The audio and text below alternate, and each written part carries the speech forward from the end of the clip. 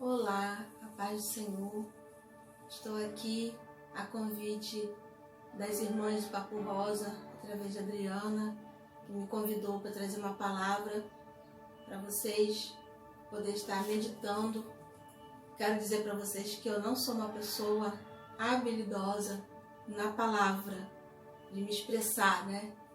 Mas eu quero trazer algo que Deus tem falado comigo nesse período que estamos atravessando, esse período da quarentena, né? Então a gente refletiu muito sobre tudo que tem acontecido, principalmente na vida de nossa como cristão. E dentre as coisas que Deus tem falado comigo ao meu coração, algo me marcou muito, que foi o período que Israel estava para ser tomado pelos caldeus, né? Ele estava prestes a ser invadido pelos caldeus, pelos assírios, e era um momento em que aqueles homens que foram levantados por Deus, os profetas, que viveram naquele período conturbado, né? Eles foram levantados por Deus para trazer algo para aquele povo que já tinha virado as costas para Deus, que não estavam preocupados em adorar a Deus, em buscar a Deus. Eles estavam preocupados em viver a sua vida como distante de Deus. E Deus estava permitindo que algo acontecesse com Israel. Então, naquele tempo, existia o Reino do Norte e o Reino do Sul, né? O Reino do Norte, cuja capital era Samaria, já havia sido invadidos e nada pôde ser feito, apesar deles terem se preparado para aquele momento da invasão, mas eles não tiveram forças para poder conter aquele avanço. E Jerusalém estava prestes a ser alcançado pelos caldeus, pelos assírios. E a gente sabe que Jerusalém era uma cidade com uma fortaleza, né, com seus muros, e era uma cidade que as pessoas viviam uma vida tranquila, com suas famílias, com seus afazeres, e nada estava despertando para o que estava por vir. E Jeremias e todos os seus contemporâneos estavam temerosos com o que Deus estava falando, né, do que haveria de acontecer. E me fez lembrar que Jeremias foi um homem escolhido por Deus antes mesmo de ter nascido. Deus o levantou como profeta e deu àquela nação como profeta. E ele foi um jovem que profetizou o que haveria de acontecer com a nação de Israel, né? E até que Jerusalém foi invadida, foi tomada, e todas as suas gentes, seus moradores, foram levados cativos para a Babilônia. E Jeremias sentiu muito, ele se entristeceu muito com o que estava ocorrendo. Ele, na verdade, foi uma das pessoas que foi poupada. Poucos judeus continuaram ali, né, naquela cidade totalmente destruída. Mas na terceira leva de judeus que fugiram para o Egito, ele foi junto. E mesmo lá no Egito, Deus continuava falando com ele através dele, até chegar à sua morte. E num daqueles momentos muito tristes, onde Jeremias se encontrava deprimido, ele quis mudar o seu pensamento, né? Porque quanto mais ele lembrava daquilo que estava acontecendo, mais triste ele ficava. Então ele estava mergulhado numa profunda depressão. Só que ele teve uma atitude muito importante e que nos deixa como exemplo também, né? Devemos mudar o nosso pensamento em relação àquilo que estamos passando e que não está nos trazendo o bem. E ele, tão lindamente, naquele livro de poesias, né, Cânticos de Lamentações dele, né? O livro de Lamentações, no versículo 20 do livro de Lamentações, capítulo 3, Jeremias diz: minha alma continuamente recorda e se abate dentro de mim. Mas no versículo 21, ele fala: quero trazer à memória o que pode me dar esperança. Jeremias, com essa atitude, ele pôde mudar o seu pensamento.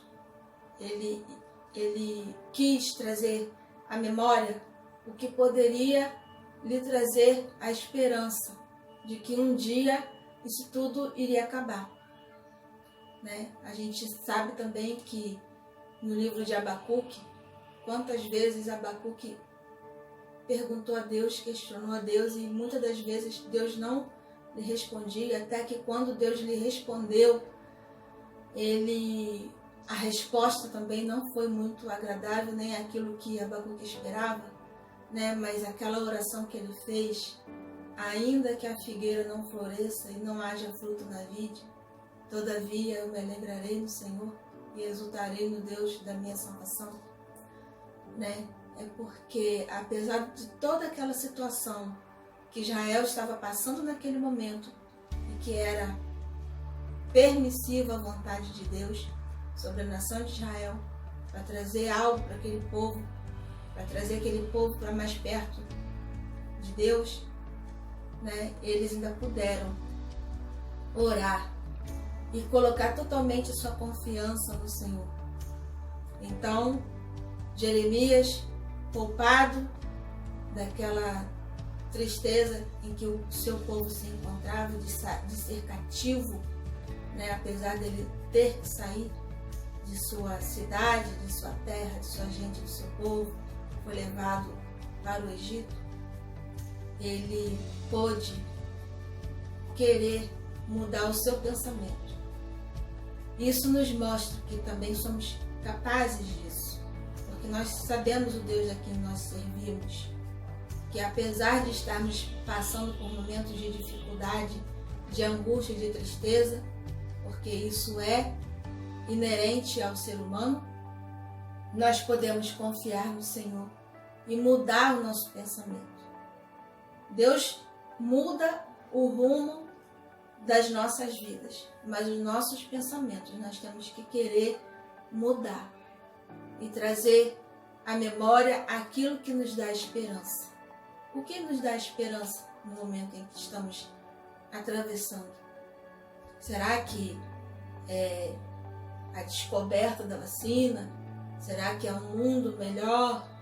Será que é um mundo sem guerra, só paz, as pessoas se amando? É isso que nos dá esperança? Talvez não, porque a gente sabe que quando estivéssemos prestes a receber Jesus vindo em nuvens com poder e glória, tudo isso iria acontecer, né? Fome, guerra, peste, tudo isso iria acontecer. Não estamos livres, nós não estamos livres desses acontecimentos, né? O que nos dá esperança é que, por mais que estejamos vivendo esse momento tão difícil, tão conflituoso, a ponto da gente não poder estar juntos aos nossos familiares, aos nossos irmãos em Cristo, às nossas famílias, mas a esperança de que na glória nós estaremos todos reunidos e cantando naquele coral maravilhoso.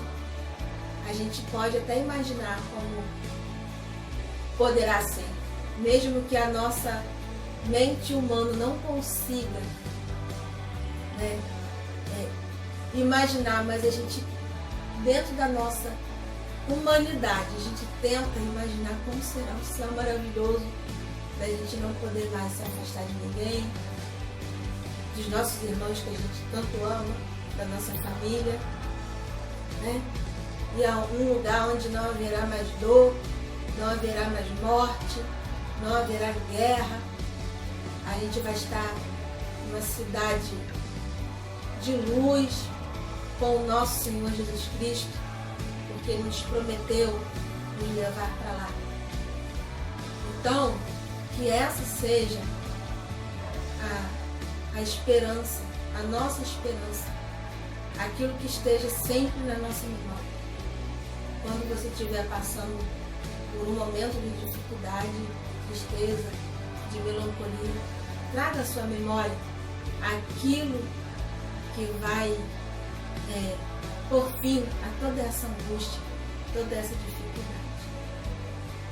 Eu tenho meditado muito nessa palavra, tenho buscado aprender com esses homens, né, que foram levantados por Deus para profetizar a nação de Israel, e nós nos consideramos Israel de Deus, nós somos Israel de Deus.